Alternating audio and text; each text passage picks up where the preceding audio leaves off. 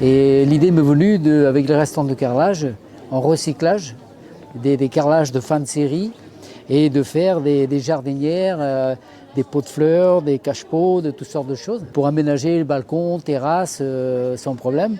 C'est des carrelages qui ne craignent pas le gel, ça va à l'intérieur comme à l'extérieur, c'est fait en résine.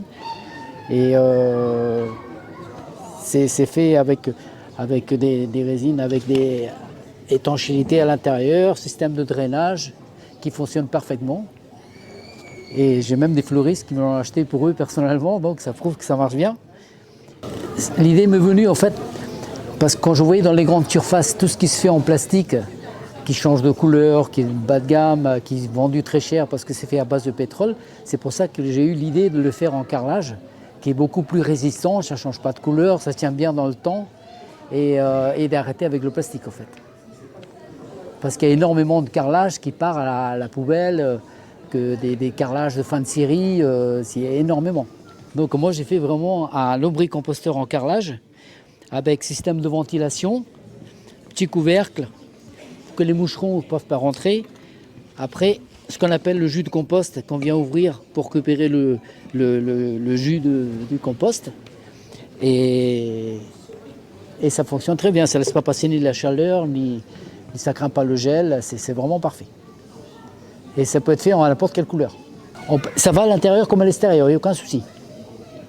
Donc voici ceci, c'est exactement le même, sauf que là, il est en fonction. Et voilà le terreau qu'on récupère. Voilà, ici je ferme. Donc là, c'est étanche, ça ne coule pas. C'est un volume de thé de compost pour 10 volumes d'eau pour arroser les plantes. C'est un thé de compost bio vraiment formidable, quoi. Et après, et assez comme le système de ventilation.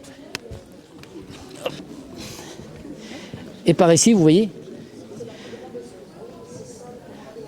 les déchets organiques, donc il faut mettre dedans, qui se décomposent et les lombris vont grignoter tout ça, jusqu'à former un terreau qui se retrouve ici derrière sur la petite trappe, quoi.